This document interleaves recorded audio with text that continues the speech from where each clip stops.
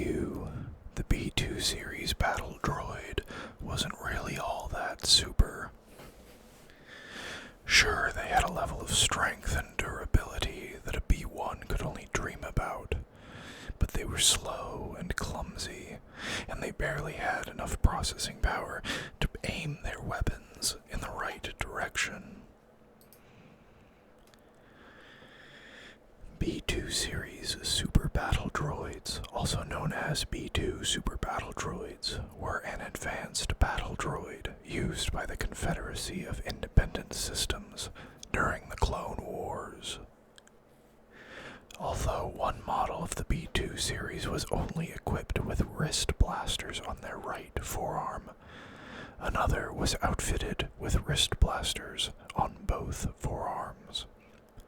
Super battle droids were much stronger than their predecessors, and like the updated B1s used by the Confederacy, they did not require a command system to operate, which gave the droids limited independence.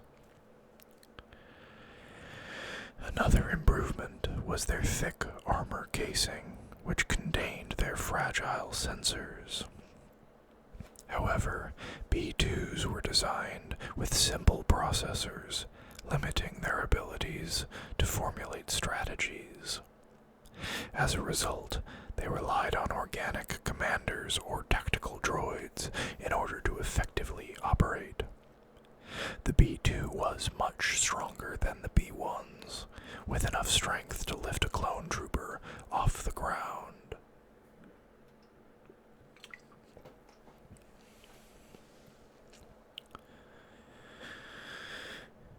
Having been developed before the onslaught of the Clone Wars, the first batch of B2 super battle droids was put into operation on Geonosis during the battle that started the conflict. The droids could take more hits and could stand up better to their enemies than the B1 series battle droid could, and it saw greater production after the Battle of Geonosis. However, the super battle droid cost more than the B1, and their higher cost made it so that there were often 100 B1 battle droids for every B2 on the battlefield. With the Clone Wars spreading across the galaxy, Separatist officers worked to ensure B2 units became part of their armies, as they had seen how well the new droids had fought on Geonosis. Early into the long-lasting defense of Dantooine, B2s fought against a Republic defense. Jedi General Mace Windu once cut down an overwhelming wave of B2s and fought back against seismic tanks on Dantooine. In the Battle of Christophsis, B2s reduced their targets to wreckage, which proved to be a common role for the super droids. Nevertheless, B2s failed to ensure a separatist victory on Christophsis, ultimately falling with the rest of the invasion army. Concurrently, B2s were among the battle droids stationed on the wild space planet Teth, where they ensured Rata the Huttlet remained in custody until a Republic counterattack. In 21 BBY, B2 super battle droids and other droid units were being constructed on Geonosis, which the Separatists had taken back from the Republic in the largest droid foundry ever constructed. To reconquer the planet and shut down Boggle the Lesser's factories, the Republic launched an invasion, and, during their push to reach Point Rain, Jedi General Anakin Skywalker and his 501st Legion confronted the super droids and B1 battle droids stationed at the Eastern Barrier.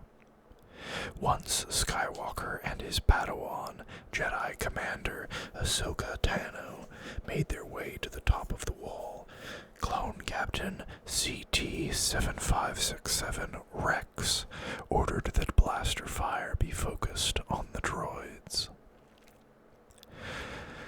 Ultimately, Skywalker and Dano, who were joined by Rex once he reached the top, successfully took down a pair of droidicas and the barrier.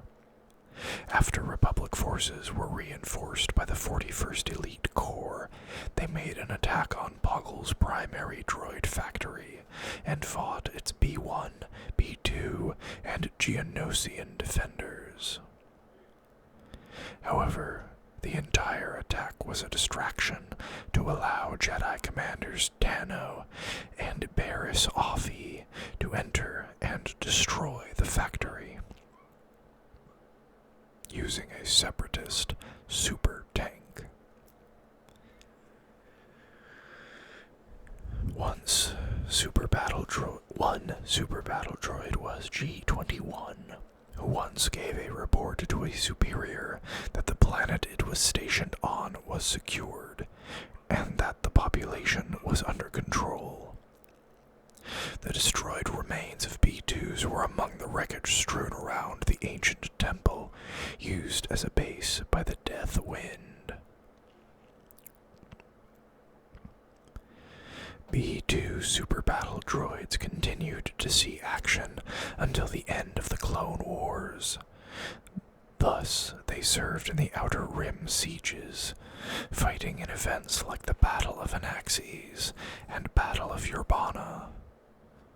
A number of units also served aboard Grievous's flagship Invisible Hand during the Battle of Coruscant. All B-2 units were shut down following the execution of the Separatist Council, ending the Clone War in a victory for the newly formed Galactic Empire.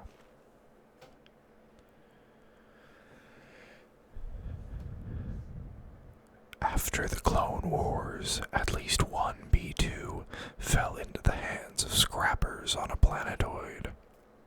This B-2 was saved by C-1 Denby and would join a droid group dedicated to helping other droids. Sallow Pink was the name of a modified B-2 scheduled to take part in a pit fight night against Reen the Powderizer. Between 10 BBY and 3 ABY. While on the planet of Aloxor, Major Deja Colorand of the Imperial Security Bureau, working under the alias Mole, told Sisay's gang and several undercover operatives, Lieutenant Eli Vanto of the Chiss Ascendancy, Imperial Assistant Director Beerly Ronan, and Death Troopers Waffle and Pick, about a narrow and unofficial backdoor to an Imperial docking area. Stating no large droids would be able to fit through, he claimed to have heard that someone had tried to get a super droid through it.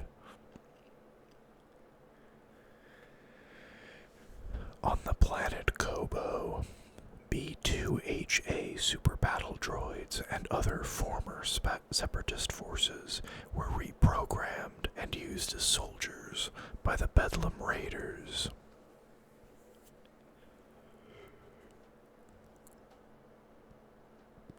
Also after the war, some B-2s fell into the hands of Quarantine World 3. These units were reprogrammed and were used as security for the location, and several of these droids confronted the archaeologist Dr. Chelly Lona Afra during her mission to steal the 000 Protocol personality matrix from the planet. The droids that encountered Afra were destroyed later in the mission by Darth Vader, who had come to recruit the archaeologist. One such bounty hunter active during the Imperial era was made from the body of a B-2 and the head of a BX series droid commando. Yet the unit was nevertheless destroyed during a skirmish on Arbaflux. Several B2s were part of the second revitalization. A large amount of B2s, B2 battle droids, were acquired by the Blazier 15's government and were repurposed for civilian duties, with a large number of them being used as loaders. One of these droids was infected with spiked nepenthe, causing it to go rogue. The droid was later destroyed by Kryze and Jaren, who had been hired by the government to investigate reports of droids going haywire. A Mandalorian scout who survived in the ruins of Mandalore after the Great Purge made use of a B2 faceplate as a pauldron. During the Cold War, a number of B2 units served as security on Cato Nemoidia. Not too long before the Battle of Exegol in 35 ABY, the pirate Sidon Ethano made a substantial sale of a vintage cache of super battle droids to the pirate Kragan Gore and his Warbird pirates, who bought them in an attempt to seize control of the super tanker fuel depot Colossus. However, as the droids were considerably outdated, Gore recruited the aid of the Colossus resident Niku Vozo to aid him in upgrading the droids to a more efficient state. Vozo upgraded the droids, but was wary of Kragan's intentions and reprogrammed a single B1 battle droid to become the designated commander of the B2s, and used him to take control of the B2s.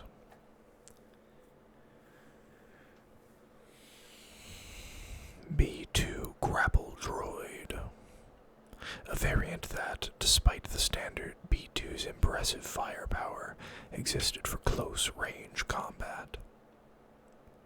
B2HA Super Battle Droid, a variant of the B2 equipped with a cannon arm that could fire homing rockets. The B2HA could be seen commanding small units.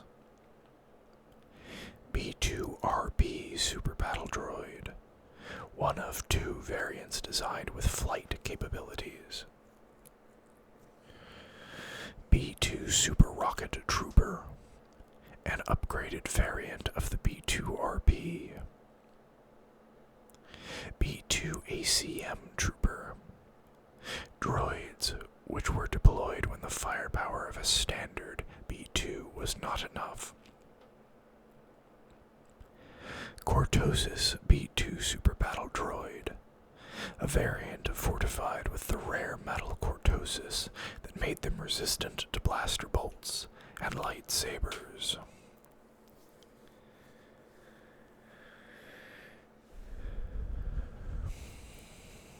B2 Super Battle Droids first appeared in Star Wars Episode II, Attack of the Clones. Originally, as seen in animatics for the film, the Super Battle Droids were to dual-wield E5 blaster rifles, instead of having a built-in wrist blaster.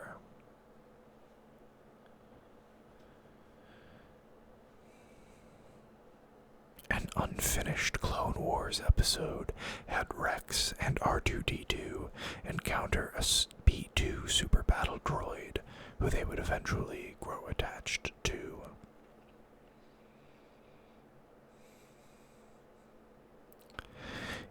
In case you were wondering, what you've been looking at are models I painted. I hope you guys enjoyed this video. I like these lore videos, they're fun. Of course, this is mostly what I do, so if you want more, please subscribe and like the video if you enjoyed it. And please join me for the next one. Bye bye.